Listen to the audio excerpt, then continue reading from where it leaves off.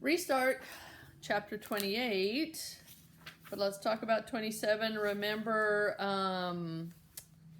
that Bear and Aaron were at the old folks' home, and Chase was there, and they saw him, and they saw a bulge in his pocket, and they tried to get it from him, and he went in the room and helped the people and set up the card table, and then he vacuumed it up because he knocked down a plant, I think on purpose, and then he dropped it and vacuumed it up, and so then the metal is in the vacuum cleaner.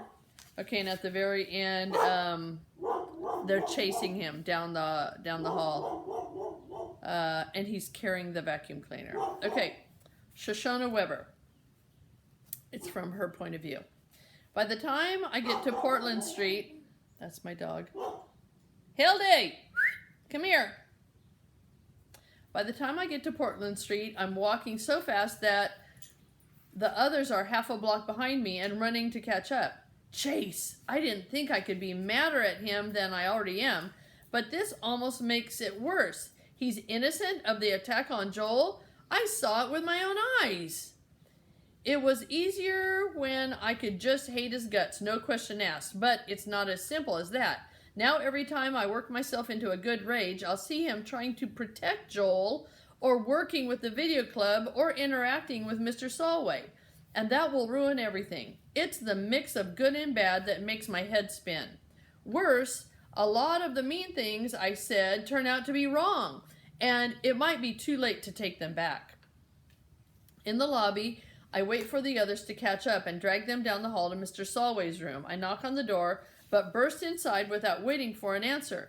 The old man is doubled over in his favorite chair, working at his sneaker lace with intense concentration. Spying me, he exclaims, "Well, just don't stand there. Come on in and help me undo this knot. I don't bend in the middle like I used to, and when I do get close enough, I can't see it." I step inside and the others follow. "By all means," Mr. Solway adds, "invite the whole world. Watch the old codger trying to untie his shoes. Who's bringing the popcorn? You're going to have to blow up the balloons yourself. I haven't got the wind for it anymore." I kneel down and pick the knot out of his shoelace. "Mr. Solway," I ask breathlessly, "has Chase been here yet?" He shakes his head. "Haven't seen him in days. You either," he adds a little accusingly. I feel awful. I haven't come by since Joel got hurt, and now I realize that Chase hasn't visited since that horrible day either. It never occurred to me before because my only thoughts about Chase were how much I despised him. But to Mr. Solway, it must look like we didn't need him anymore because our video was finished, and we just tossed him aside. It's my fault, I confess. I got mad at Chase for something that was only partly his fault. That's why he stopped coming.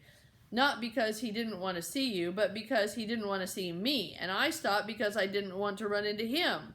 I feel a hand on my shoulder. Joel is standing next to me, and I realize that he's trying to tell me I'm getting so worked up about this emotionally that I'm not making much sense.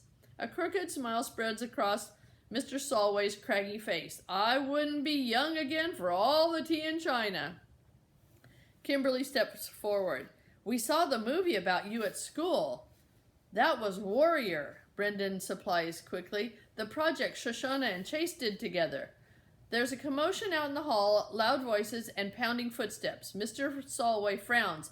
"Not wheelchair roller derby again. The greatest generation. They think they own the world." I poke my head out the door in time to see Chase sprinting toward me with, of all things, a vacuum cleaner clutched in his arms. As I watch, he's yanked violently backward off his feet. He falls hard, still clinging to the appliance. Aaron is on the floor behind him, both hands on the electrical cord that brought Chase down. Bear hurdles the fallen Aaron and descends on Chase like a bird of prey. And when Chase won't give him the vacuum, Bear rains punches on his head and shoulders. I hear a cry of outrage from Kimberly, but it's not as loud as my own. The two of us rush forward and jump on Bear, trying to pull him off Chase. And it works. He scrambles back to his feet and shoves us away from him. Kimberly bounces off the wall, and as we scrumble together, our heads meet with a crack. I see stars. They bonk heads. Hey! Little undersized Brendan comes flying at Bear, his anger lending him courage nobody ever knew he had. He begins pummeling Bear, landing blow after blow. It's insane. David versus Goliath. That means he's really small. He isn't even making proper fists. His thumbs stick out like apple stems. You're supposed to go like this when you... Okay, so you don't hurt your thumb. Then Bear's shocked expression turns to cruel glee, and he laughs even as Brendan continues to flail at him.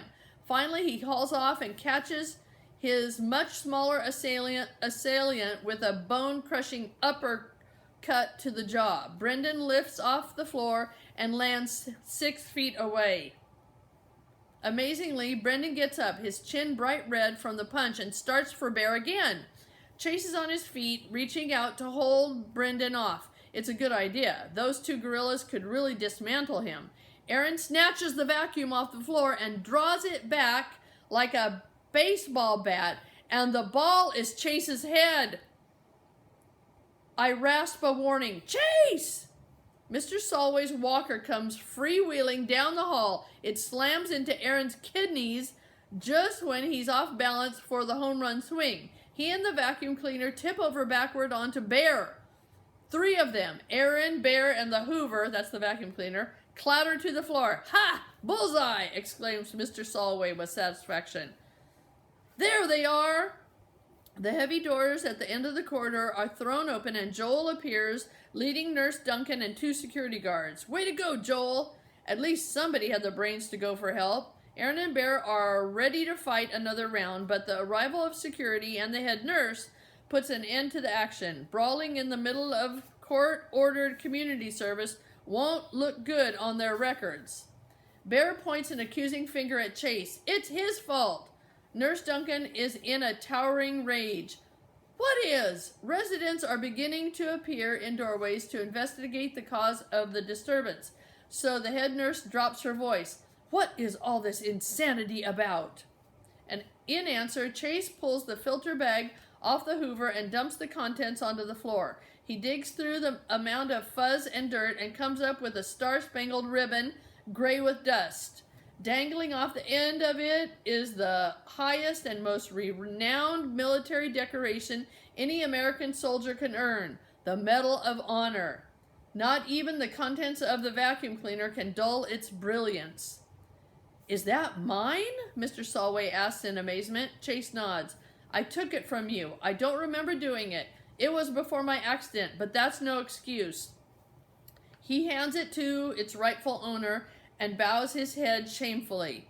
It was the old you, Brendan mumbles around a rapidly swelling jaw. There's only one me, Chase says it so quietly that I can hardly hear him. Mr. Solway turns the medal over in his fingers. He seems stunned. What about those 2 clowns? He asks. Were they in on it? Aaron and Bear turn terrified eyes on their former best friend. It was just me, Chase replies. I took it and I hid it behind those loose cedar shake on the roof of my house. That's what I was doing when I fell. I guess I got what I deserved. He shakes his head. I don't know why I would do such an awful thing. I must have thought I could sell it. Mr. Solway looks shocked and very sad. I almost speak up for Chase, but the sight of the stolen medal strikes me mute. Good Chase? Bad Chase? There is no question that we're looking at the handiwork of the worst one of all. I can tell that Joel wants to support Chase, but he doesn't know what to say. He's the quiet twin. I'm the mouthy one. Brendan's jaw is turning purple, so he's not talking either. Kimberly's completely lost, and Aaron and Bear are so relieved that no one's blaming them that they're keeping their mouths shut too. The only words come from Nurse Duncan. Well, I have no idea what any of this is supposed to mean. The one thing I understand is that a crime has been committed here. She takes a deep breath. I'm calling the police. Dun, dun, dun.